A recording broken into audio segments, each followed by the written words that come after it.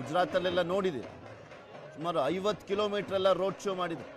4 hour 5 hour ಎಲ್ಲ road show ಮಾಡಿದ್ರು Gujarat election ಸಂದರ್ಭದಲ್ಲಿ. ಅಲ್ಲಿ ಆಲ್ಮೋಸ್ಟ್ ಬೇರೆ ಬೇರೆ ನಗರಗಳಲ್ಲೆಲ್ಲ ಸಮಾವೇಶವನ್ನ ಮಾಡಿದ್ರೆ ಗುಜರಾತ್ ಅಹಮದಾಬಾದಲ್ಲೆಲ್ಲ ರೋಡ್ ಶೋಗೆ ಪ್ರಿಫರೆನ್ಸ್ ಕೊಡ್ಲಾಯ್ತು. ಅಲ್ಲೆಲ್ಲೆಲ್ಲಿ ರೋಡ್ ಶೋ ಮಾಡಿದ್ರು ಅಲ್ಲಿ ಸಕ್ಸಸ್ ಆದ್ರು. ಬಿಜೆಪಿ ಅಭ್ಯರ್ಥಿಗಳು ಕೂಡ ಗೆದ್ರು. ಬಿಜೆಪಿ ಅಭ್ಯರ್ಥಿಗಳ ಗೆಲುವಿಗೂ ಕೂಡ ಸಹಕಾರ ಆಯಿತು. ನೀವೀಗ ಸಮಾವೇಶ ನಡೆಯುವಂಥ ಸಂದರ್ಭದಲ್ಲಿ ನೋಡಿದ್ದೀರ. ಫಾರ್ ಎಕ್ಸಾಂಪಲ್, ಈಗ ಹಾಸನದಲ್ಲಿ ಸಮಾವೇಶ ಮಾಡಲಾಗ್ತಾ ಇದೆ ಅಂದರೆ ಹಾಸನಲ್ಲಿರುವಂಥ ಅಭ್ಯರ್ಥಿಗಳು, ಆ 7 ಕ್ಷೇತ್ರಗಳ ಅಭ್ಯರ್ಥಿಗಳು ಆ ಸ್ಟೇಜ್ ಮೇಲೆ ಇರೋರು, ಇವರಿಗೆ ನೀವು ಮತ ಕೊಡಿ ಅನ್ನುವಂಥ ಲೆಕ್ಕಾಚಾರದಲ್ಲಿ ಭಾಷಣ ಮಾಡಲಾಗ್ತಾ ಇತ್ತು. ಈ ರೋಡ್ ಶೋ ಸಂದರ್ಭದಲ್ಲಿ ನೋಡಿ, ಮೋದಿ ಕೇಂದ್ರಿತವಾಗಿ ಚುನಾವಣೆ ನಡೆದಂಥ ಸಂದರ್ಭದಲ್ಲಿ ಬಿಜೆಪಿಗೆ ಪ್ಲಸ್ ಆಗುತ್ತೆ. ಲೋಕಸಭೆ ಎಲೆಕ್ಷನ್ ಎಲ್ಲ ನೋಡಿದಿರಲ್ಲ, ಆ ರೀತಿಯಾಗಿ ಆಲ್ಮೋಸ್ಟ್ ರಾಜ್ಯದ ವಿಧಾನಸಭಾ ಕ್ಷೇತ್ರಗಳು ಎಲೆಕ್ಷನ್ ನಡೆಯುವಂಥ ಸಂದರ್ಭದಲ್ಲಿ ಅಲ್ಲಿ ಸ್ಥಳೀಯ ನಾಯಕತ್ವ, ಸ್ಥಳೀಯ ಪ್ರಾಬ್ಲಮ್ಸ್ಗಳು, ಆ ಸಮಸ್ಯೆಗಳಾಗಿರ್ಬೋದು, ಸ್ಥಳೀಯವಾಗಿ ಇರುವಂಥ ವಿಷಯಗಳ ಆಧಾರಿತ ಮೇಲೆ, ಆ ಜಾತಿಯ ಲೆಕ್ಕಾಚಾರದ ಮೇಲೆ, ಆ ಸ್ಥಳೀಯ ವ್ಯಕ್ತಿತ್ವದ ಮೇಲೆ, ಆ ನಿಂತಿರುವಂಥ ಅಭ್ಯರ್ಥಿಯ ವ್ಯಕ್ತಿತ್ವದ ಮೇಲೆ, ಆತನ ಜನಸಂಪರ್ಕದ ಮೇಲೆ ಡಿಪೆಂಡ್ ಆಗಿರುತ್ತೆ. ಅದು ಸಾಕಷ್ಟು ಬಾರಿ ಹಿನ್ನಡೆ ಆಗ್ಬೋದು ಅಥವಾ ಮುನ್ನಡೆ ಆಗ್ಬೋದು. ಬಟ್ ಈಗ ಮೋದಿ ಕೇಂದ್ರಿತವಾಗಿ ಚುನಾವಣೆ ನಡೆಯುವಂಥ ಸಂದರ್ಭದಲ್ಲಿ ಪ್ಲಸ್ ಆಗೋದೇ ಜಾಸ್ತಿ ಇದೆ.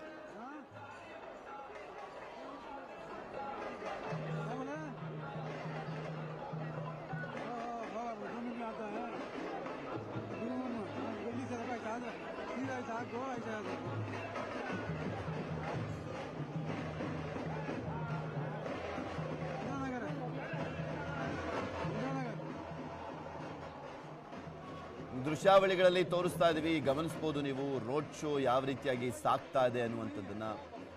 ಹೂವಿನ ಮಳೆ ಫುಲ್ಲು, ತುಂತುರು ಹನಿಯ ಜೊತೆಗೆ ಹೂವಿನ ಮಳೆ ಸುರಿತಾ ಇದೆ ನರೇಂದ್ರ ಮೋದಿ ಅವರಿಗೆ. ರಸ್ತೆಯ ಇಕ್ಕೆಲಗಳಲ್ಲೂ ಕೂಡ ಬಿಜೆಪಿ ಕಾರ್ಯಕರ್ತರು, ಜೊತೆಗೆ ನರೇಂದ್ರ ಮೋದಿ ಅವರ ಅಭಿಮಾನಿಗಳು, ಮತ್ತೆ ನಮ್ಮ ಪ್ರಧಾನಮಂತ್ರಿಯವರನ್ನ ನೋಡೋಣ, ಕಣ್ತುಂಬಿಕೊಳ್ಳೋಣ ಅಂತ ಬಂದಿರುವಂತ ಜನ ಇದ್ದಾರೆ. ಇದೆಲ್ಲವೂ ಕೂಡ ವೋಟ್ ಆಗಿ ಕನ್ವರ್ಟ್ ಆಗ್ಬಿಟ್ರೆ ಬಿಜೆಪಿಗಂತೂ ಅತಿ ದೊಡ್ಡ ಗೆಲುವು ಅಂತ ಹೇಳಿದ್ರೆ ತಪ್ಪಾಗ್ಲಿಕ್ಕಿಲ್ಲ. ಕನ್ವರ್ಟ್ ಆಗುತ್ತಾ ಅನ್ನುವಂಥದ್ದೇ ಪ್ರಶ್ನೆ ಇರೋದು. ನರೇಂದ್ರ ಮೋದಿ ಅವರನ್ನ ನೋಡ್ಲಿಕ್ಕೋಸ್ಕರ ಬರುವಂತಹ ಜನರೇ ಬೇರೆ, ನರೇಂದ್ರ ಮೋದಿ ಅವರನ್ನ ನೋಡಿ ವೋಟ್ ಆಗಿ ಪರಿವರ್ತನೆ ಆಗುವಂತ ಸನ್ನಿವೇಶನೇ ಬೇರೆ, ಅಲ್ಲಿನ ಸ್ಥಳೀಯ ನಾಯಕರನ್ನು ನೋಡಿ ವೋಟ್ ಹಾಕುವಂಥದ್ದೇ ಬೇರೆ. ಯೋಚನೆ ಮಾಡ್ತಾರೆ ಜನ ವೋಟನ್ನ ಹಾಕುವಂತ ಸಂದರ್ಭದಲ್ಲಿ. 20% ಈ ರೀತಿಯಾಗಿ ಚೇಂಜ್ ಆಗ್ಬೋದು ನರೇಂದ್ರ ಮೋದಿ ಅವರು ಬಂದಂತ ಸಂದರ್ಭದಲ್ಲಿ. ಆದ್ರೆ ಒಂದು 80% ಜನ ಏನಿರ್ತಾರೆ ಅಂದ್ರೆ ಫಸ್ಟ್ ನಿರ್ಧಾರ ಮಾಡಿಬಿಟ್ಟಿರ್ತಾರೆ. ಮೋದಿ ಅವ್ರು ಬಂದರೂ ಕೂಡ ಅಷ್ಟೇ, ಬರ್ದೇ ಹೋದ್ರೂ ಕೂಡ ಅಷ್ಟೇ, ಮೋದಿ ಅವ್ರು ನೋಡ್ಕೊಂಡು ವೋಟ್ ಹಾಕುವಂತ ಜನನೂ ಕೂಡ ಇದ್ದಾರೆ. ಮೋದಿ ಅವರು ಬರದೇ ಇದ್ರೂ ಕೂಡ ಅವ್ರು ನೋಡ್ಕೊಂಡು ವೋಟ್ ಹಾಕುವಂತ ಜನ ಇದ್ದಾರೆ ಅವರ ನಾಯಕತ್ವವನ್ನು ನೋಡಿ. ಮೋದಿ ಅವ್ರು ಬಂದರೂ ಕೂಡ ಸ್ಥಳೀಯ ನಾಯಕರನ್ನು ನೋಡಿ ವೋಟ್ ಹಾಕುವಂತ ಜನ ಕೂಡ ಇದ್ದಾರೆ. ಬಟ್ ಈ ರೋಡ್ ಶೋದ ಸಂದರ್ಭದಲ್ಲಿ ಆ ಜನರ ವೇವನ್ನ ನೋಡಿ ಬಿಜೆಪಿ ಅಧಿಕಾರಕ್ಕೆ ಬರ್ಬೋದೇನೋ, ಈ ರೀತಿಯಾದಂಥ ದೊಡ್ಡ ಸಂಖ್ಯೆಯಲ್ಲಿ ಜನ ಬಂದಂಥ ಟೈಮ್ನಲ್ಲಿ. ಸೊ ಬಿಜೆಪಿಗೆ ವೋಟ್ ಹಾಕ್ಬಿಡೋಣ ಅನ್ನುವಂಥ ಮನಸ್ಥಿತಿ ಚೇಂಜ್ ಆಗಬಹುದೇನೋ ಅನ್ನುವಂಥ ನಿರೀಕ್ಷೆಯನ್ನ ಬಿಜೆಪಿ ಇಟ್ಕೊಂಡಿದೆ. ಆ ರಸ್ತೆ ಮೇಲೆಲ್ಲ ಗಮನಿಸ್ತಾ ಇದ್ದೀರಾ ಯಾವ ರೀತಿಯಾಗಿ ಹೂವೆಲ್ಲ ಚೆಲ್ಲಿದೆ. ನರೇಂದ್ರ ಮೋದಿ ಅವರು ಹೋಗ್ತಾ ಇರುವಂಥ ಸಂದರ್ಭದಲ್ಲಿ ಹೂವಿನ ಮಳೆ ಸುರಿತಾ ಇದೆ ಅನ್ನುವಂಥದ್ದನ್ನು. ನರೇಂದ್ರ ಮೋದಿ ಅವರು ಕೂಡ ಅಷ್ಟೇ, ಜನರತ್ತನೂ ಕೂಡ ಹೂವನ್ನ ಹಾಕ್ತಾ ಇರುವಂಥದ್ದು. ಇನ್ನೇ ನಿರಂತರವಾಗಿ ಒಂದು 3 ಗಂಟೆಗಳ ಕಾಲ ಆ ಬಿಸಿಲನ್ನು ಕೂಡ ಲೆಕ್ಕಿಸದೆ ನರೇಂದ್ರ ಮೋದಿ ಅವರು ರೋಡ್ ಶೋನಲ್ಲಿ ಸಾಕ್ತಾ ಇದ್ರು. 3 ಗಂಟೆ ಕೂಡ ಕಂಟಿನ್ಯೂಯಸ್ ಆಗಿ ಕೈ ಬೀಸ್ತಾ ಇದ್ರು. ನರೇಂದ್ರ ಮೋದಿ ಅವ್ರಿಗೇನು ಚಿಕ್ಕ ವಯಸ್ಸಲ್ಲ, 45, 50, 55, 60 ಅನ್ನೋಕ್ಕೆ 72 ವರ್ಷ ಅವ್ರಿಗೂ ಕೂಡ. 72 ವರ್ಷ ಈ ಏಜ್ನಲ್ಲೂ ಕೂಡ ಮತ್ತೆ ಬಿಜೆಪಿಯನ್ನು ಅಧಿಕಾರಕ್ಕೆ ತರಲೇಬೇಕು, ಕರ್ನಾಟಕದಲ್ಲಿ ಅನ್ನುವಂಥ ನಿಟ್ಟಿನಲ್ಲಿ ಅವರು ಹೋರಾಟವನ್ನ ಗಮನಿಸಿ ಯಾವ ಚಿಕ್ಕ ಅವಕಾಶವನ್ನು ಕೂಡ ಬಿಜೆಪಿ ಬಿಟ್ಕೊಡೋದಿಲ್ಲ. ಚಿಕ್ಕ ಅವಕಾಶ ಇದ್ರೂ ಕೂಡ ಅಲ್ಲಿ ಬಿಜೆಪಿ ಅಧಿಕಾರದಲ್ಲಿ ಇರಬೇಕು ಅನ್ನುವಂಥ ಚಿಂತನೆಯಲ್ಲಿರುತ್ತೆ ಬಿಜೆಪಿ. ಆ ರೀತಿಯಾಗಿ ತುಂಬಾ ಅಗ್ರೆಸಿವ್ ಆಗಿ ಚುನಾವಣೆಯನ್ನ ಎದುರಿಸ್ತಾ ಇದ್ದಾರೆ. ಯಾವುದೇ ರಾಜ್ಯ ಆಗಿರ್ಬೋದು, ಇವನ್ ತಮಿಳುನಾಡಲ್ಲಿ ಚುನಾವಣೆ ನಡೆಯುವಂತ ಸಂದರ್ಭದಲ್ಲಿ ಎಷ್ಟು ಸೀಟ್ ಗೆಲ್ತೀವೋ ಬಿಡ್ತೀವೋ, ಬಟ್ ನಾವು ಅಲ್ಲಿ ಜನರನ್ನ ಸೆಳೆಯುವಂತ ನಿಟ್ಟಿನಲ್ಲಿ ಪ್ರಯತ್ನ ಪಡಬೇಕಲ್ಲ ಅಂತ ಹೋರಾಟವನ್ನ ಮಾಡಿದ್ರು, ಅಲ್ಲಿ ಪ್ರಚಾರಗಳಲ್ಲಿ ಭಾಗಿಯಾಗಿದ್ರು. ಇನ್ನ ಇಲ್ಲಿ ಗಟ್ಟಿ ನೆಲೆ ಇದೆ ರಾಜ್ಯದಲ್ಲಿ ಬಿಜೆಪಿ ಅಧಿಕಾರಕ್ಕೆ ಬರ್ತಾನೆ ಇದ್ದಾರೆ. 2006ರಲ್ಲಿ ಸಮ್ಮಿಶ್ರ ಸರ್ಕಾರ ಬಂತು. ಮೊದಲ ಬಾರಿಗೆ ಬಿಜೆಪಿ ಇಲ್ಲಿ ಅಧಿಕಾರದ ಗದ್ದುಗೆ ಏರಿದ್ದು 2006ರಲ್ಲಿ ಸಮ್ಮಿಶ್ರ ಸರ್ಕಾರ ಬಂದಂತ ಸಂದರ್ಭದಲ್ಲಿ ಕುಮಾರಸ್ವಾಮಿ ಮತ್ತೆ ಯಡಿಯೂರಪ್ಪನವರಿದ್ದಾಗ. 2008ರಲ್ಲಿ ಅಧಿಕಾರಕ್ಕೆ ಬಂದರು. 2018ರಲ್ಲಿ ಈಗ ಅಧಿಕಾರದಲ್ಲಿದ್ದಾರೆ. ಸೊ ಹೀಗಾಗಿ ಇನ್ನೂ ಅಧಿಕಾರದಲ್ಲಿ ಇರಬೇಕು ಅಂದ್ರೆ ನರೇಂದ್ರ ಮೋದಿಯವರ ಪ್ರಚಾರನೂ ಕೂಡ ಅನಿವಾರ್ಯತೆ ಕಾಣಿಸ್ತಾ ಇದೆ ಬಿಜೆಪಿಗೆ. ಮೋದಿ ಕೇಂದ್ರಿತವಾಗಿ ಚುನಾವಣೆ ನಡೆದಂತ ಸಂದರ್ಭದಲ್ಲಿ ಸಹಜವಾಗಿ ನಮಗೆ ಹೆಲ್ಪ್ ಆಗುತ್ತೆ ಗೆಲ್ಲುವಂತ ನಿಟ್ಟಿನಲ್ಲಿ, ಅಧಿಕಾರಕ್ಕೇರುವಂತ ನಿಟ್ಟಿನಲ್ಲಿ, ಹೆಚ್ಚಿನ ಸ್ಥಾನವನ್ನ ಗೆಲ್ಲುವಂತ ನಿಟ್ಟಿನಲ್ಲಿ ಅನ್ನುವಂಥದ್ದು ಬಿಜೆಪಿಯ ಲೆಕ್ಕಾಚಾರ ಆಗಿರುವಂಥದ್ದು. ಸಾಕಷ್ಟು ಜನ ನರೇಂದ್ರ ಮೋದಿಯವರ ನಾಯಕತ್ವ ನಮಗೆ ತುಂಬಾ ಇಷ್ಟ ಕೇಂದ್ರದಲ್ಲಿ, ಬಟ್ ರಾಜ್ಯದಲ್ಲಿ ಇರುವಂತ ಸ್ಥಳೀಯವಾಗಿ ಇರುವಂತ ನಾಯಕರ ಮೇಲೆ ಸಹಜವಾಗಿ ಸಾಕಷ್ಟು ಜನಕ್ಕೆ ಕೋಪ ಇದೆ, ಬೇಸರ ಇದೆ.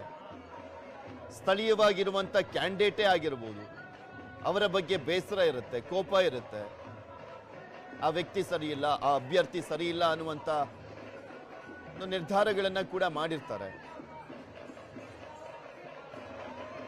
ಆದ್ರೆ ಈ ರೀತಿಯಾಗಿ ರೋಡ್ ಶೋ ಹೋದಂತ ಟೈಮ್ನಲ್ಲಿ ಸ್ಥಳೀಯ ನಾಯಕರಲ್ಲ, ಬಿಜೆಪಿ ನೋಡೋಟ್ ಹಾಕಿ ನಾವೇ ಅಭಿವೃದ್ಧಿ ಮಾಡ್ತೀವಿ, ನಂಬರ್ 1 ಆಗಿ ಮಾಡ್ತೀವಿ ಕರ್ನಾಟಕ ರಾಜ್ಯವನ್ನ ಅನ್ನುವಂಥದ್ದನ್ನು ನರೇಂದ್ರ ಮೋದಿಯವರ ಸಮಾವೇಶಗಳಲ್ಲಿ ಭಾಗಿಯಾಗ್ತಿರುವಂತ ಸಂದರ್ಭದಲ್ಲಿ ಮಾಡ್ತಾ ಇರುವಂತ ಭಾಷಣವನ್ನ ಗಮನಿಸಿರ್ಬೋದು ನೀವು.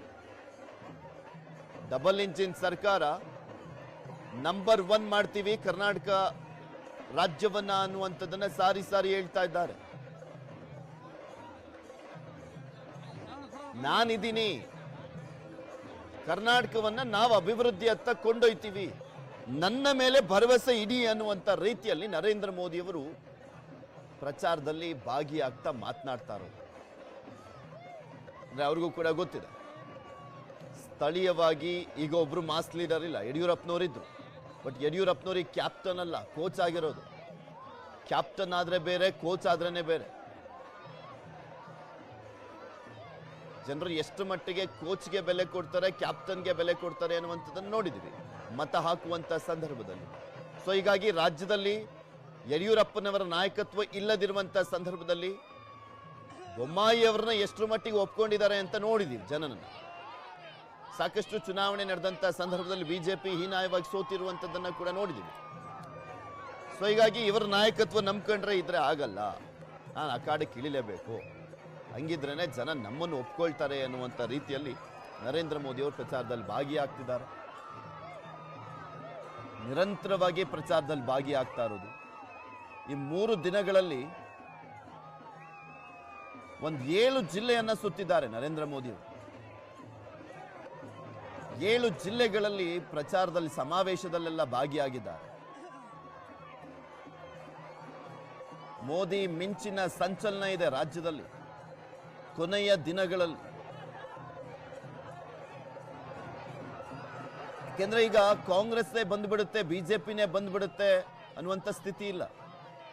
ಎರಡೂ ಪಕ್ಷಗಳಿಗೂ ಎಲ್ಲೋ ಒಂದು ರೀತಿಯಲ್ಲಿ ಎಡ್ಜ್ ಅನ್ನುವ ರೀತಿಯಲ್ಲೇ ಕಾಣಿಸ್ತಾ ಇದೆ. ಬಹುಮತದ ಹತ್ತಿರ ಬಂದ್ಬಿಟ್ಟು ಯಾಕೆ ಅಧಿಕಾರ ಕಳ್ಕೊಳ್ಬೇಕು ಅನ್ನುವಂಥ ಒಂದು ಕಾರಣಕ್ಕೋಸ್ಕರ ಕೊನೆಯ ಹಂತದಲ್ಲಿ ಜನರನ್ನ ಸೆಳೆಯುವಂತ ನಿಟ್ಟಿನಲ್ಲಿ ಪ್ರಯತ್ನ ಪಡ್ತಾ ಇದೆ ಬಿಜೆಪಿ. ಇವನ್ ಕಾಂಗ್ರೆಸ್ ಕೂಡ, ರಾಹುಲ್ ಗಾಂಧಿ, ಪ್ರಿಯಾಂಕಾ ಗಾಂಧಿ ಅವರು ಕೂಡ ನಿರಂತರವಾಗಿ ಪ್ರಚಾರದಲ್ಲಿ ಭಾಗಿಯಾಗ್ತಾ ಇದ್ದಾರೆ ರಾಜ್ಯದಲ್ಲಿ. ಕಾಂಗ್ರೆಸ್ ಗೆಲ್ಲಿಸುವಂತ ನಿಟ್ಟಿನಲ್ಲಿ ಅವರು ಕೂಡ ಹೋರಾಟವನ್ನ ಮಾಡ್ತಾ ಇರುವಂತದ್ದು. ಬಿಜೆಪಿ ಕಾಂಗ್ರೆಸ್ ಎರಡಕ್ಕೂ ಕೂಡ ಎಡ್ಜ್ ರೀತಿಯಲ್ಲೇ ಇರುವಂತದ್ದು ಪರಿಸ್ಥಿತಿ ರಾಜ್ಯದಲ್ಲಿ.